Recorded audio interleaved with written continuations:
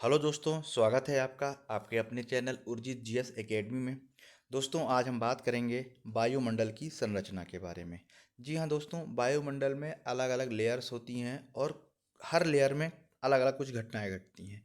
ठीक है, तो यहाँ से जो है प्रश्न पूछे जाते हैं। तो चलिए दोस्तों, हम शुरू कर लेते हैं वायुमंडल की संरचना के बारे में। दोस्तों, जो इस चैनल में पहली बार जुड़ रहा है या जिन्होंने चैनल सब्सक्राइब नहीं किया है, वो चैनल सब्सक्राइब करें और बेल आइकन को जरूर प्रेस करें, जिससे मेरे द्वारा बनाए जा रहे वीडियो का अपडेशन आपके पास पहुंचता रहे। तो चलिए दोस्तों, हम शुरू करते हैं वायुमंडल की संरचना।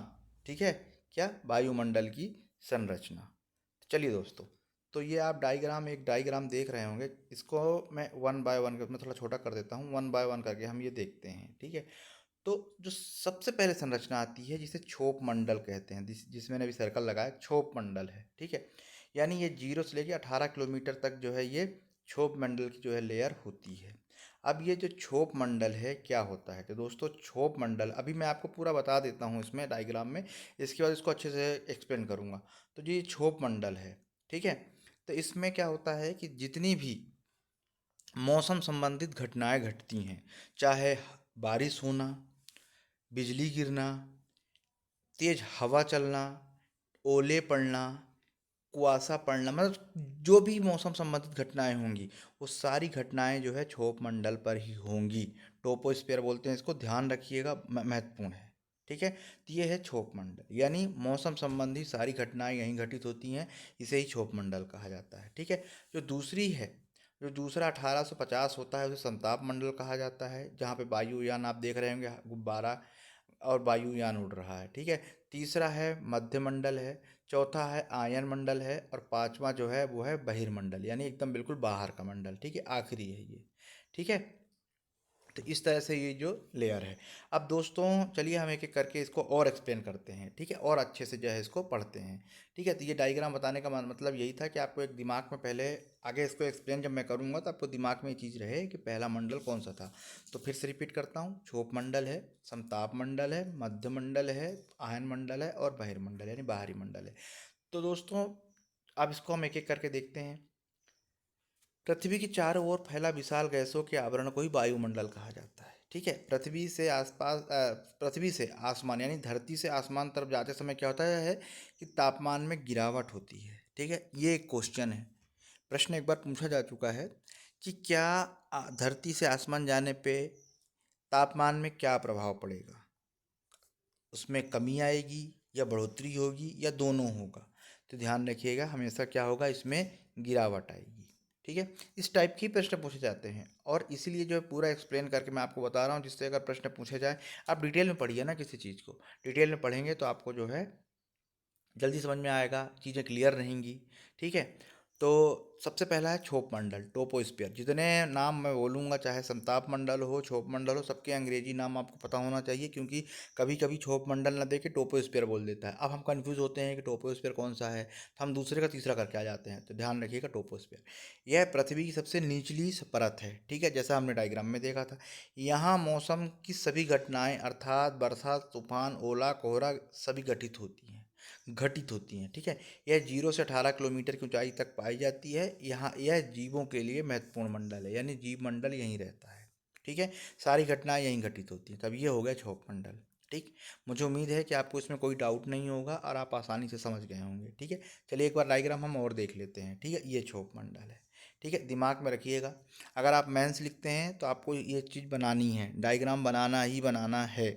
ठीक है, यदि प्री कर रहे हैं, प्री के एग्ज़ाम दे रहे हैं, तो आप आसानी से जो है यहाँ पर प्री के जो क्वेश्चन है आप देख सकते हैं। ठीक, चलिए अगला जो मंडल है वो है समताप मंडल।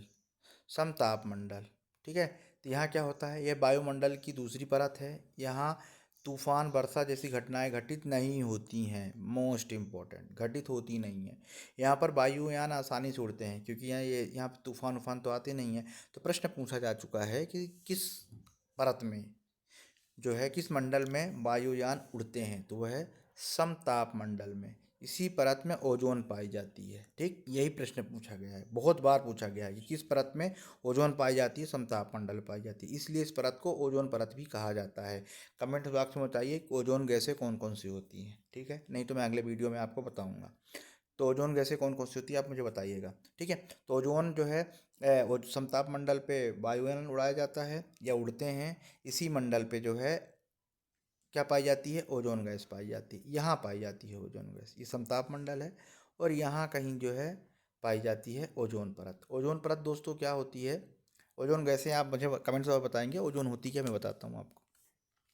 दोस्तों जो बहुत सारी रेज होती हैं, ठीक है, सूर्य से बहुत सारी रेज होती है अलग अलग, जो कि सभी लोग जानते हैं कि किरणें जो रोशनी है, सूर्य जो है बहुत महत्वपूर्ण है, ठीक है, तो हमारे लिए बहुत महत्वपूर्ण होती है, लेकिन उससे कुछ रेज जो होती है ना, किरणें होती है ना, जो हमारे शरीर के लिए नुकसानदायक होती हैं, ठीक है, जिसे अल्ट्रा वायलेट रेड कहते हैं, ठीक है, तो ये रेड हमारे लिए ये है ना बहुत महत्वपूर्ण है, ये रेज जो है हमारे लिए बहुत महत्वपूर्ण है, के साथ साथ जो कुछ हानिकारक रेस भी जो आ जाती है, यानी महत्वपूर्ण रेस के साथ हमारे साथ कुछ हानिकारक भी आ जाती हैं, तो ये जो है ना ये उन्हीं को रोकती है, ठीक है, नहीं तो उसमें बहुत सारे जो है स्किन से संबंधित और बॉडी जो डेवलप है इन सब से संबंधित जो है रोग हो सकते हैं, तो ये हमारे लिए ओजोन परत बहुत महत्वपूर्ण है, ठीक है, लेकिन कहा जाता है कि अंटार्कटिका के पास जो है इसमें जो है छिद्र होने लगा है, छिद्र हो जाएगा दोस्तों तो सोचिए कि किस तरह से जो है इसके साइड इफ़ेक्ट होंगे, ठीक है, अगला जो है वीडियो में ओजोन परत पे ही बनाऊंगा और आपको जो है सारी चीज़ें एक्सप्लेन करूंगा मैं, ठीक है, और तो इस बस इतना ध्यान रखिए कि ओजोन परत कहाँ पाई जाती है, ठीक है, इस मंडल मंडल का यानी समताप मंडल का जो विस्तार है 18 से 50 किलोमीटर तक होता है, ठीक है।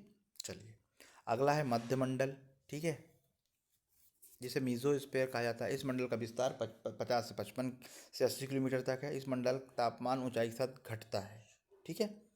अब आगे जाते हैं आयन मंडल, ठीक है, पृथ्वी से सॉरी पृथ्वी से लगभग 80 किलोमीटर के बाद, ठीक है, 80 किलोमीटर तक तो अभी हमने देखा कि कौन सा मंडल था, मध्य मंडल था, अब इसके बाद जो स्टार्ट होता है वो होता है आयन मंडल, ठीक है, तो पृथ्वी से लगभग 80 किलोमीटर के बाद का संपूर्ण मंडल आयन मंडल कहलाता है, इस मंडल पर सैटेलाइट या उपग्रह भेजे जाते हैं, जो हमारी सैटेलाइट उपग्रह भेजे जाते हैं ना इसी मंडल पर भेजे जाते हैं, ये प्रश्न भी पूछा जा चुका है कि किस मंडल पर सैटेलाइट या उपग्रह भेजे जाते हैं, तो ये वही है, यहाँ विद्युत आवेशित कणों की अधिकता होती है जिन्हें आयन कहा जाता है, पृथ्वी से प्रेषित रेडियो तरंगे इसी मंडल पर परिवर्तित होकर पुनः पृथ्वी पर वापस लौट आती हैं, ठीक है। चलिए आखिरी जो मंडल है वो मंडल है बहिर्मंडल, यानी यह है वायुमंडल की बाहरी भाग है, यहाँ वायुमंडल विरल है, यानी गैसें विरल यानी फैली फैली है, यहाँ हीलियम और नाइट्रोजन गैसों की प्रधानता है, ठीक है, तो प्रश्न ये भी पूछा जा चुका है कि किस मंडल पे जो है हीलियम और नाइट्रोजन गैसों की प्रधानता है, तो वो है बहिर्मंडल।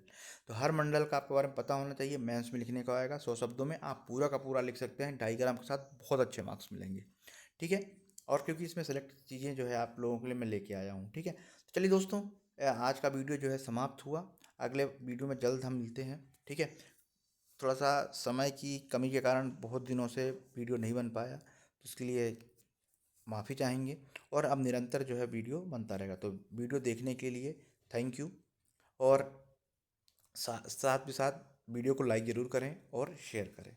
नमस्कार।